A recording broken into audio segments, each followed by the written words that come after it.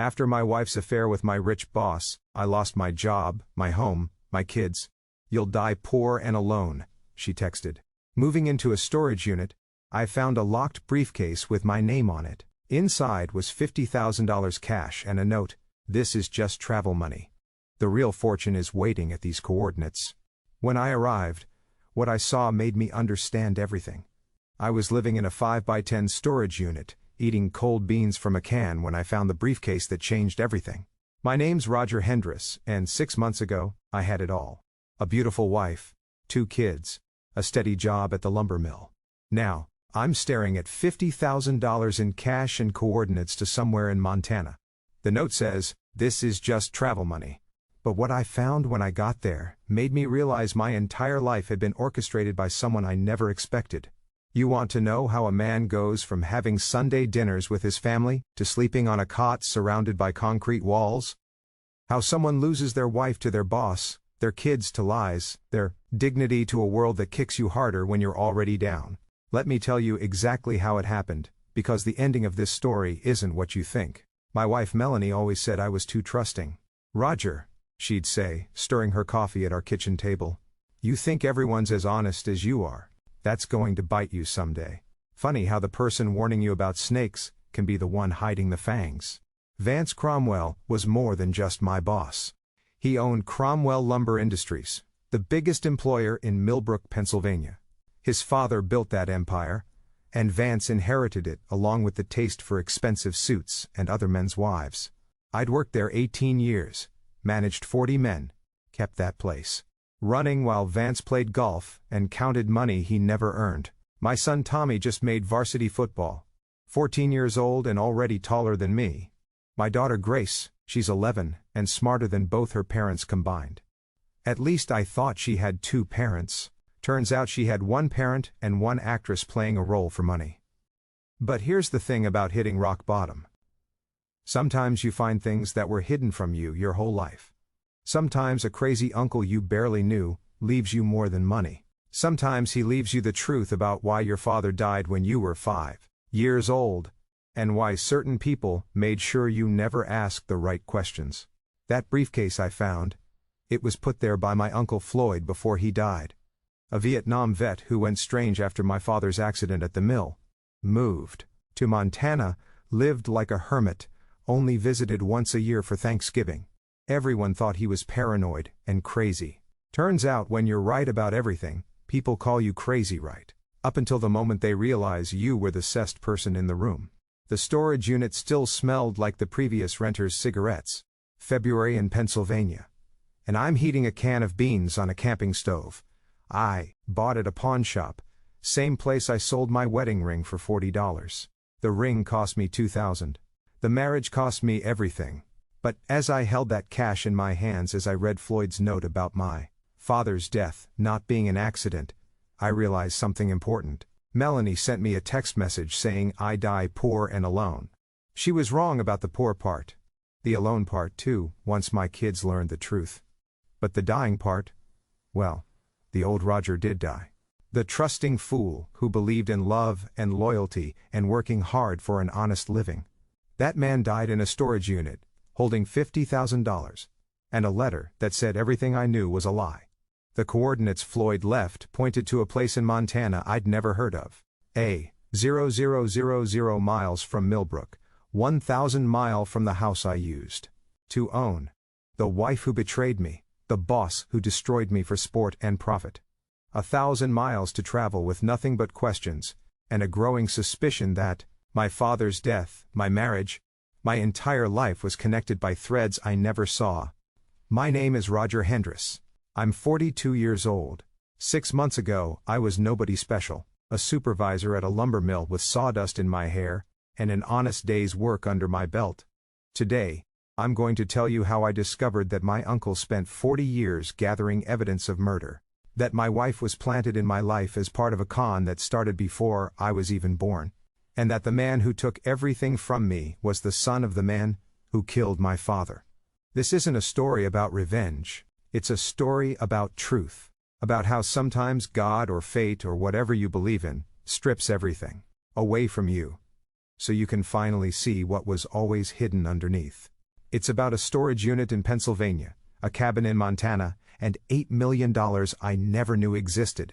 But most of all, it's about how the worst day of your life can lead to your salvation, if you're brave enough to follow a dead man's map, and crazy enough to believe that justice can wait 40 years and still show up when you need it most. Millbrook, Pennsylvania, sits 40 miles northeast of Pittsburgh, the kind of town where everybody knows your business before you do. Population 12,000 on a good day.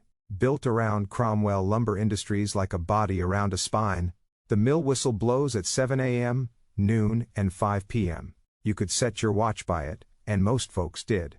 I'd been hearing that whistle my whole life. First as a kid when my father worked the floor, then as a teenager when I'd sweep sawdust for summer money. Finally, as a man who ran the entire floor operation. 18 years I'd given to that place. Started loading trucks when I was 24, worked my way up to supervisor by 35. The sawdust never really comes out of your clothes, but I wore it like cologne. Honest work has its own smell. Melanie used to love that about me when we first met. "You smell like fresh cut wood," she'd say, burying her face in my work shirt when I got home. That was back in high school when she was Melanie Driscoll, captain of the cheerleading squad with honey blonde hair and eyes that could make you forget your own name.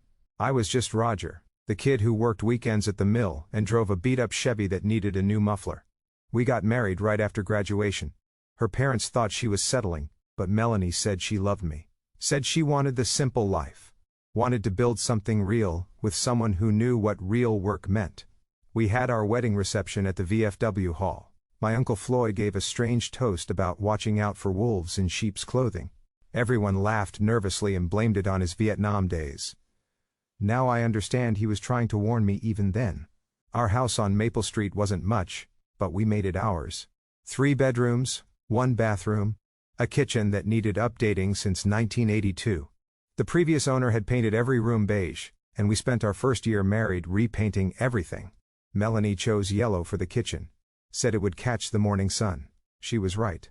Every morning I'd drink my coffee in that yellow kitchen, watching the light make her hair glow while she packed Tommy's lunch for school. Tommy came along 2 years after we married, born during a snowstorm, fought his way into the world like he was already late for something important. Grace arrived 3 years later, peaceful as a Sunday morning. I remember holding each of them for the first time, thinking I'd never felt anything so perfect. Tommy got my stubborn streak, and Melanie's athletic ability. Grace got Melanie's beauty and my love of fixing things. She'd sit in the garage while I worked on the car, handing me tools, asking a million questions about how engines worked. The lumber mill provided good insurance, steady pay, enough for a 2-week vacation every summer. We'd drive to Ocean City, rent the same cottage every year. Tommy would build sandcastles while Grace collected shells. Melanie would read romance novels under an umbrella while I taught the kids to body surf. Simple pleasures for simple people. Or so I thought. Vance Cromwell inherited the mill when his father died 10 years ago. Old man Cromwell had been tough but fair. Vance was neither. He showed up maybe twice a week, usually smelling like bourbon and expensive cologne. Let me handle the actual running of things, while he took credit for profits he didn't earn. He had this way of looking at female employees that made my skin crawl.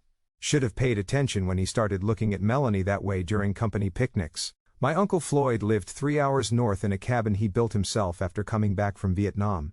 My father's younger brother, but the war aged him into looking like the elder.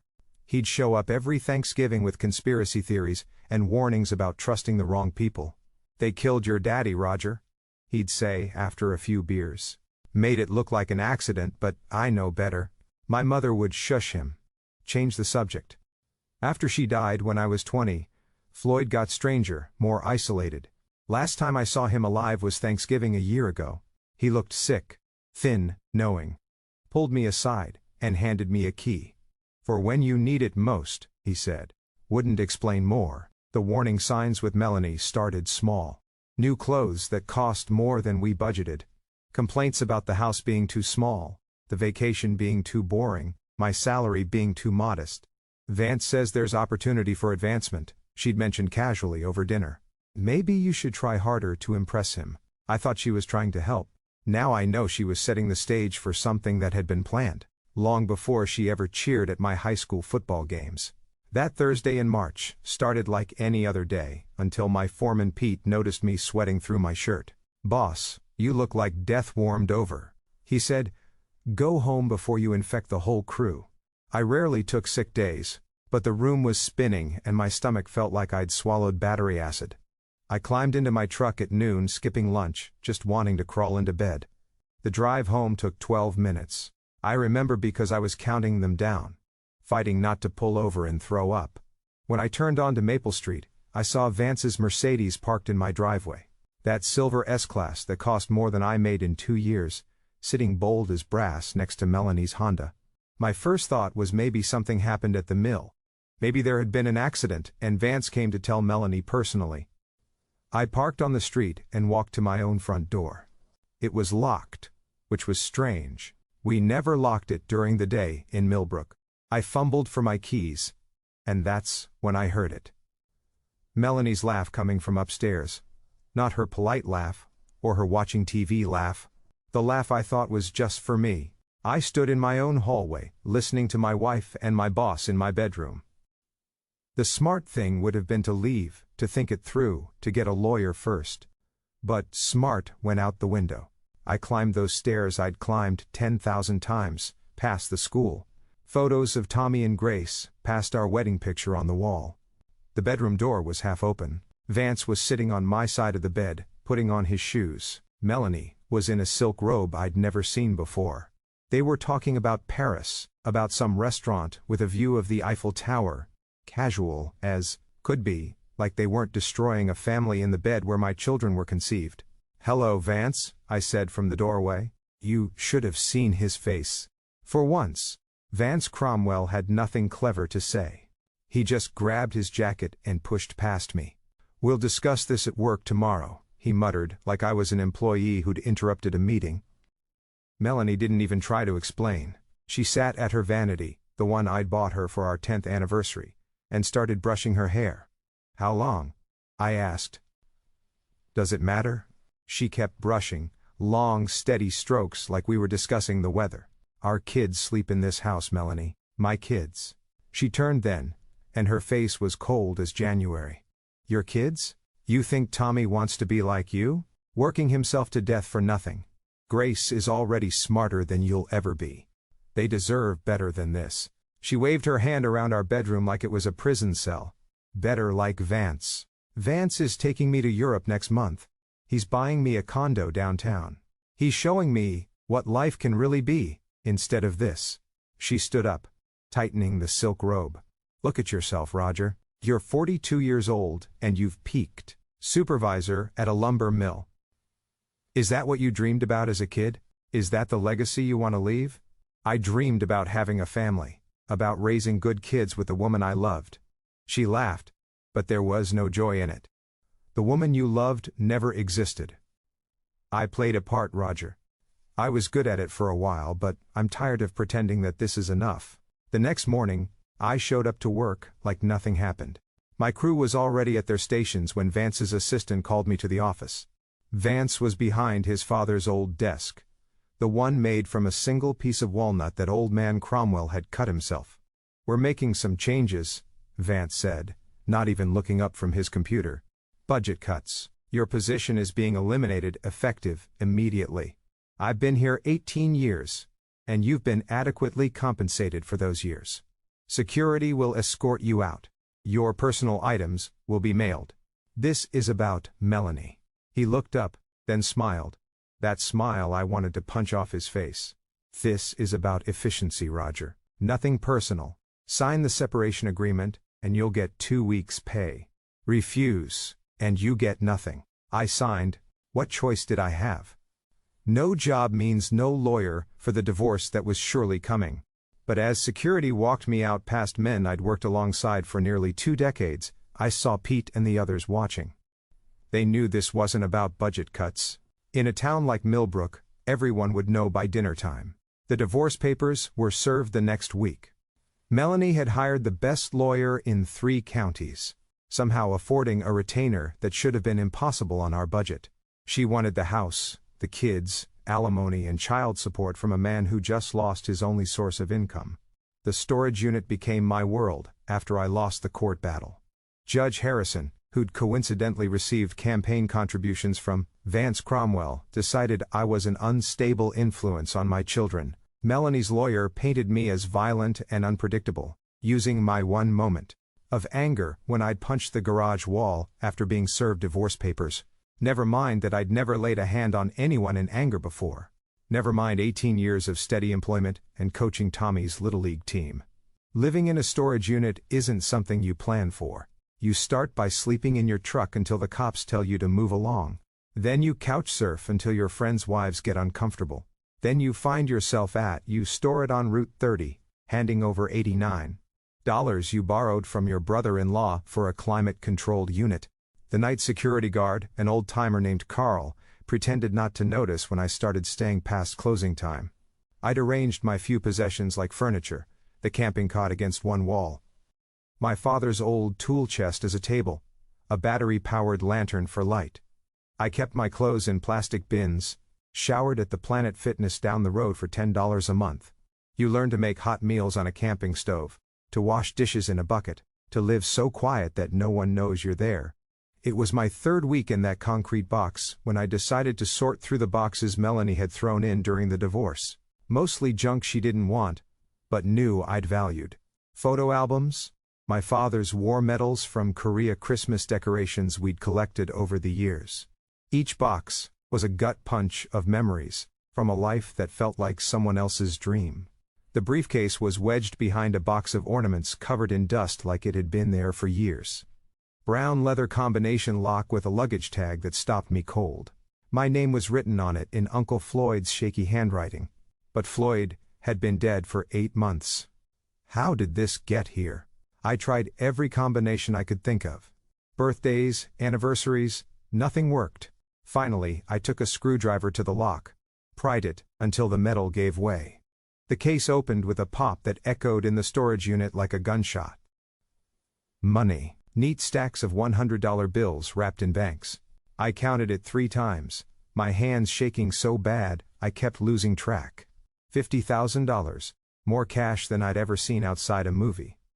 But it was the letter that changed everything. Floyd's handwriting on yellow legal paper. Roger. If you're reading this, you've lost everything. Good. A man can't rebuild until the foundation's clear. This money isn't charity, and it isn't pity. It's travel funds for what you need to do next. Drive to these coordinates in Montana. Park at the Red Gate on Timberwolf Road. Walk north 1 mile until you find the boulder that looks like a bear's head. Behind it is the truth about why your father died. I know you think I'm crazy. Everyone does. But crazy is just what they call you when you see things others don't want to see. Your father didn't die in an accident at the mill. He was murdered by Cromwell Sr. because he wouldn't sell his share of the mineral rights. Those rights are worth millions now, and they belong to you. I've spent 40 years gathering proof, building wealth from my own share, waiting for the right moment. But cancer's got me now, and I won't live to see justice. That's your job. The cabin has everything you need: documents, recordings, photographs, even some surprises about that wife of yours. Don't trust anyone, especially family. Your cousin Dwight is in Cromwell's pocket, has been for years, and Roger, your father, would be proud of the man you've become. Even if that man is sleeping in a storage unit right now, sometimes the lowest point is just where you need to be to see the stars.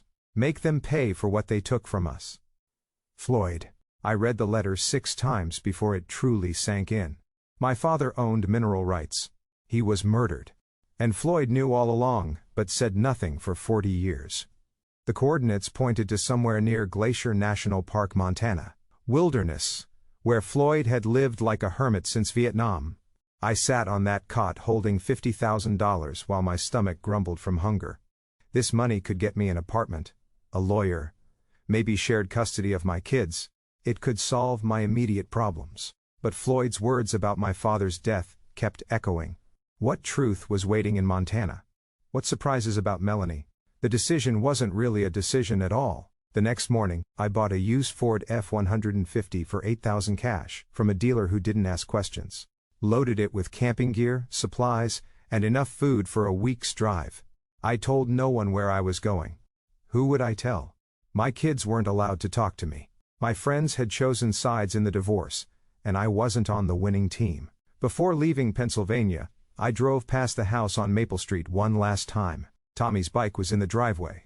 Grace's bedroom window had new curtains. Purple instead of the pink she'd chosen with me. Melanie's car was gone.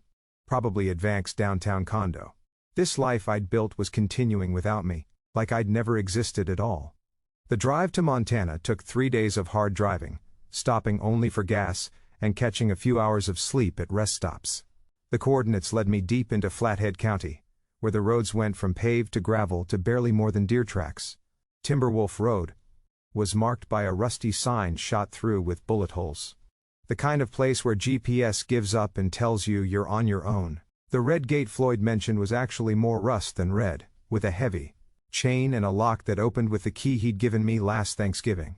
Beyond it, the road disappeared entirely. I parked the truck and started walking north, using the compass app on my phone, until even that lost signal.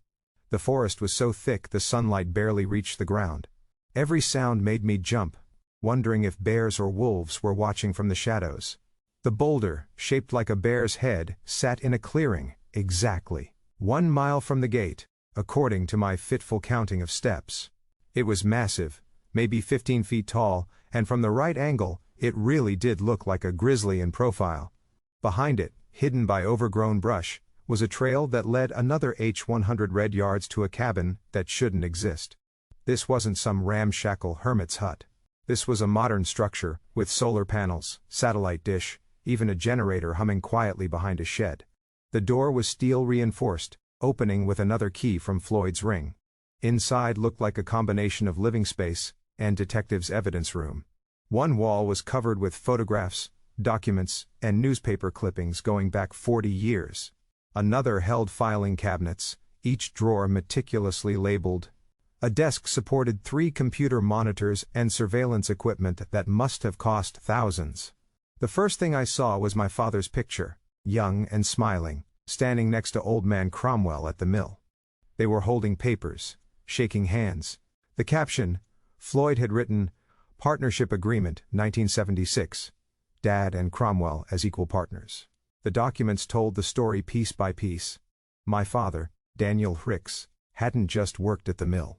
He'd been Cromwell's partner, having inherited mineral rights from my grandfather. That turned out to sit on one of the largest natural gas deposits in Pennsylvania. Cromwell needed those rights to expand.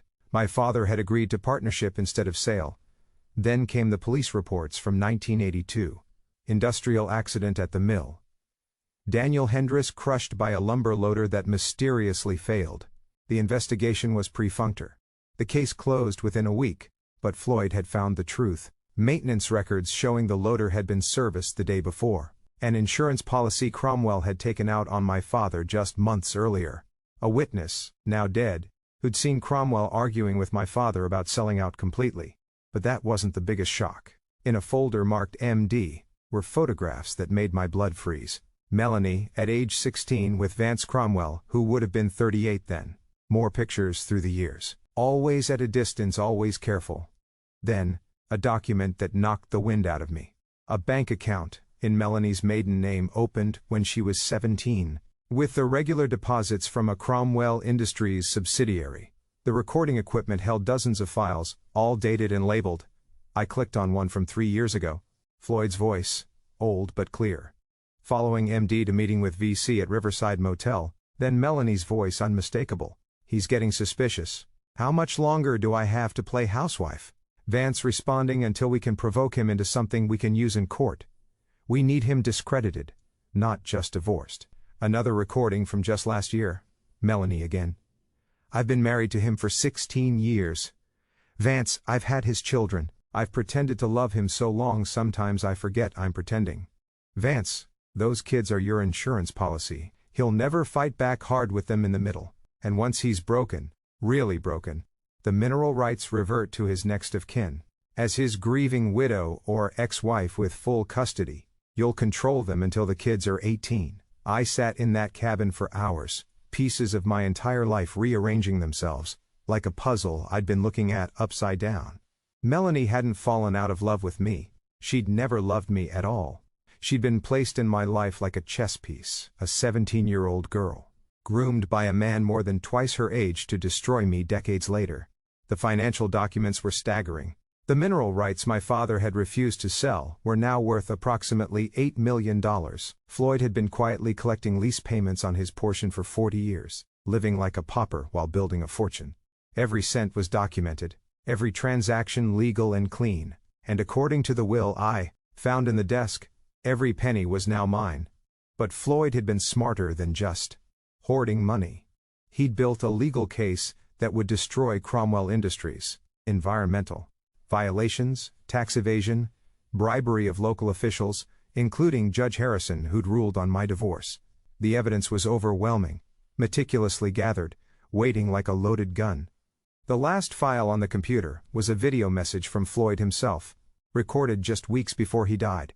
He looked skeletal, eaten away by cancer, but his eyes were sharp as ever. "Roger," he said to the camera, "I'm sorry I couldn't tell you sooner, but they were watching. They've always been watching.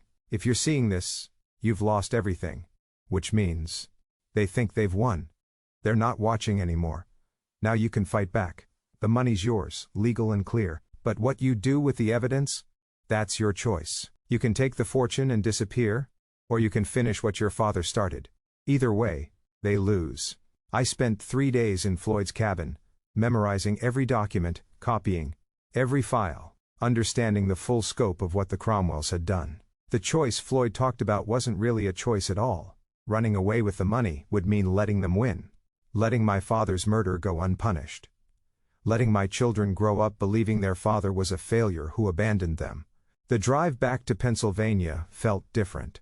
I wasn't running from something anymore. I was driving toward justice with a truck full of evidence and a bank account that finally gave me the power to fight back.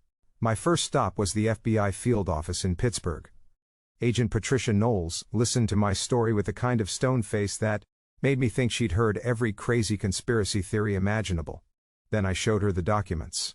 Her expression changed. She called in 2 more agents, then her supervisor. The investigation took 4 months. 4 months of secret grand juries of forensic accountants digging through 40 years of Cromwell Industries books of federal agents interviewing everyone who'd ever done business with Vance.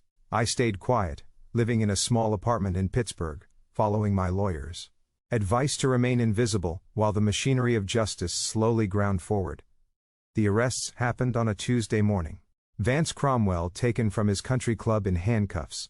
3 city councilmen, Judge Harrison, even the police chief who'd closed my father's accident report so quickly. The charges ranged from tax evasion, to conspiracy, to environmental crimes that would cost millions in cleanup. The murder couldn't be prosecuted because old man Cromwell was long dead, but his son would pay for continuing the cover-up. Melanie's arrest was different. They took her from the elementary school where she was picking up Grace. She called me from jail, the first time we'd spoken in months. "How could you do this to your children?" she screamed. "They'll see their mother arrested." "Their mother was never real," I told her. "You were a fiction. A character played by a girl Vance groomed when she was 16. The kids deserve to know who their father really is, not the failure you tried to paint me as." She broke down then, the truth finally cracking her perfect performance. She'd been promised millions to destroy me, to steal my children's inheritance, to continue a con that started before I was even born. The woman I'd loved, who I thought had loved me, admitted she'd been receiving payments since high school. To get close to me, to marry me, to have children with me. All so the Cromwells could eventually steal what my father had died protecting. The trial made national news. "Small-town lumber dynasty falls in decadal-long conspiracy," read the headlines. Vance got 15 years federal time. Melanie got 5 years, but would likely serve 2. The other conspirators fell like dominoes, each racing to make deals and testify against the others. But the real victory came when I got my kids back. Tommy and Grace had been living with Melanie's mother during the trial. The first time I saw them after everything came out, Tommy wouldn't meet my eyes. Grace ran to me crying, asking if Mommy was really a bad person. Your mother made terrible choices, I told them, holding them both in the living room of our new house, a modest place, not far from their school. But that doesn't mean she doesn't love you. People are complicated. They can do bad things, and still have good in them. It took time, therapy, for all three of us. Tommy's anger slowly melted into understanding. Grace's confusion settled into acceptance. We found our rhythm as a different kind of family, one built on truth, instead of lies. I used Floyd's money to start my own lumber business, Rick's and Sons even. Though Tommy swears he's going to be an engineer, not a mill worker. I hired Pete and the good men from Cromwell Industries, giving them better wages and actual respect. The storage unit where I lived is still mine. I pay the $89 every month, and sometimes go there just to remember.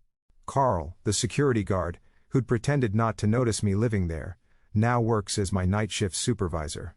You remember where you came from, he told me once, and you'll never lose sight of where you're going. Uncle Floyd was right about everything. Sometimes you need to lose it all to find the truth. My father died refusing to give up what was rightfully his, and it took 40 years for justice to come calling.